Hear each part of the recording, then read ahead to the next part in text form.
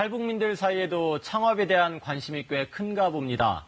3만 명 넘는 탈북민 가운데 2천 명 정도가 현재 창업을 생각하고 있다는데요. 하지만 어려움은 훨씬 더 크겠죠. 이런 탈북민 창업을 지원하는 비영리기관이 있다는데요. 북한에서의 경험을 살리는 데 주안점을 둔다고 합니다. 창업을 통해 발생한 수익금 일부는 기관의 후원금으로 사용돼서 또 다른 탈북민들을 지원하는 데 쓰인다고 하는데요. 여기에 탈북민이 창업한 기업에 또 다른 탈북민을 소개하는 등 탈북민 일자리 창출에도 도움을 주고 있다고 합니다. 최윤아 리포터와 함께 가보시죠. 지난 2016년 설립된 서울 강서구의 한 물류회사입니다. 사장은 33살의 청년 창업가 유진성 씨. 8년 전 탈북해 대학을 졸업하고 국내 유명 자동차 회사에 취업도 성공했지만 적응이 쉽지 않았다고 합니다. 결국 자신이 북한 출신이라는 점을 살리는 방향으로 창업을 결심했습니다. 아무래도 한국에서 자라서 제 나이 된 사람들보다 내가 북한 일을 하면 더 잘할 거 아닙니까? 그나마 그래 중국하고 교류를 하면서 계속해서 이 방향을 찾아보는 게 어떨까라는.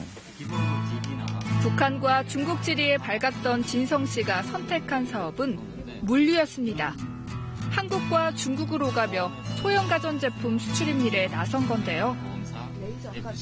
막상 사업을 시작했을 때는 아는 사람도 없고 유통망 파악도 쉽지 않아 어려움이 적지 않았다고 합니다.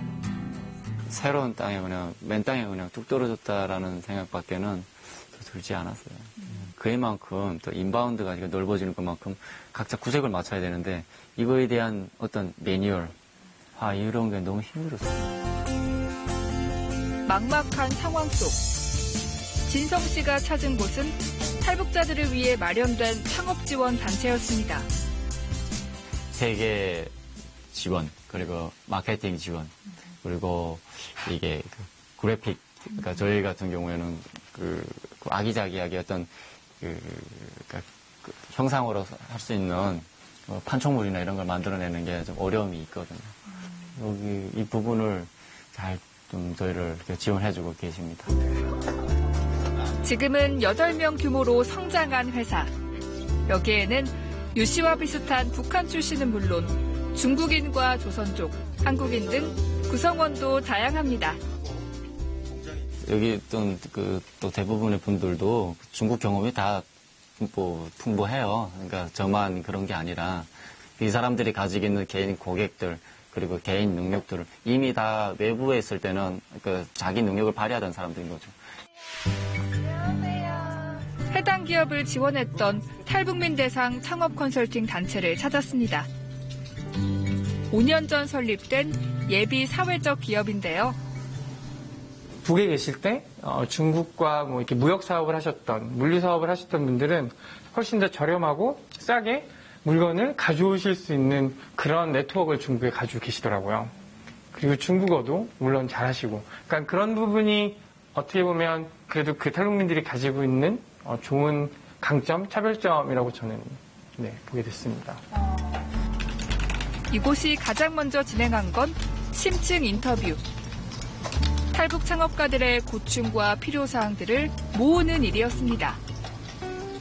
한국에 와가지고 신용이 0에서부터 시작을 하기 때문에 투자나 지원을 받기 되게 어려우시고요.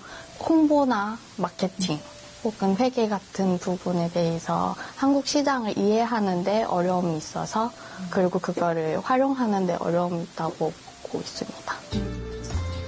이곳의 지원은 크게 자금과 전문 인력 두 가지. 자금 지원은 다수의 대중들로부터 투자를 받는 크라우드 펀딩 방식을 이용하는데요. 투자에 따른 이익 실현이 최우선인 기존 크라우드 펀딩 방식과는 조금 다릅니다. 저희는 이제 임팩트 기부라는 용어를 만들어서 사용하고 있는데요.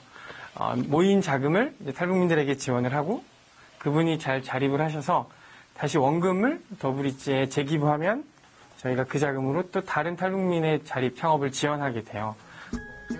전문성을 겸비한 시민들도 20여 명이 자발적으로 참여해 회계나 마케팅 등 운영을 돕기도 합니다. 그 기업에 대한 고민들을 펠로우로서, 친구 동료로서 함께 해주는, 그리고 이제 저희는 전체적인 그 프로그램을 이제 관리하고 운영하고 저희가 필요한 전문성을 또 가지고 그분들을 직접 지원해드리는 역할도 하고 있고요. 네. 2009년 탈북한 김대준 씨 역시 이곳의 도움으로 온라인 사업을 시작했습니다. 제가 이제 저쪽에 있을 때 이제 수산물 사업을 했습니다. 이런 건어물 되기 전에 수산물, 명태, 이제처럼 우리는 낙지라면 낙지, 이런 이면수 이런 걸 생물 작업해서 이제 1차 가공을 해서 중국으로 수출하는 일을 했거든요. 그래서 간이 없이 만들다 보니까 북한에서의 경험을 살려 선택한 창업 아이템은 짝태. 황태나 먹태와 달리 소금 간을 한 명태를 말린 건데요. 3년 전 판매를 시작했지만 익숙하지 않은 소비자들에게 다가가기 쉽지 않았습니다. 우리는 이제 다 제한이 돼 있기 때문에 우리 같은 탈북민들을 통해서 그 제한적인 범위에서 판매 사업이 이루어지지만은 일단 온라인을 타고 우리가 전자상거래를 하게 되면 많은 분들이 보고 이제 거기다 구매에 대한 그렇게 들어오거든요. 얼마 전부터는 단체 도움으로 제조 맥주 회사와 연계해 안주를 함께 판매하는 이른바 콜라보 제품을 내놓기도 했습니다. 저는 남한 기업과 이런 북한에서 오신 탈북민 창업가들 간의 기업의 다양한 콜라보가 일어날 수 있거든요. 충분히. 그래서 통일을 준비하는 좀 실제적인 연습이 될 수 있지 않을까. 이제 막 성장을 시작한 탈북 창업가들. 탈북민의 경제활동과 더불어 일자리 창출에도 도움이 되고 있는데요. 앞으로 남북 교류에도 작은 교두보가 될 수 있길 바랍니다. 서울 도심의 공원. 직원들과 팀워크를 다지기 위해 야외 활동에 나선 진성 씨와 직원들을 다시 만났습니다. 사람이 살면서 여유가 있으면 얼마나 좋으냐고. 완전 좋지. 그렇죠. 여유가 있어. 그러면 돈도 따라온다는 거. 돈도 나니까 안 되는 거야. 그런 것 같아요. 그런 삶을 살자고. 이제 막 시작한 단계지만 진성 씨와 이곳 직원들에게는 작은 목표가 있습니다.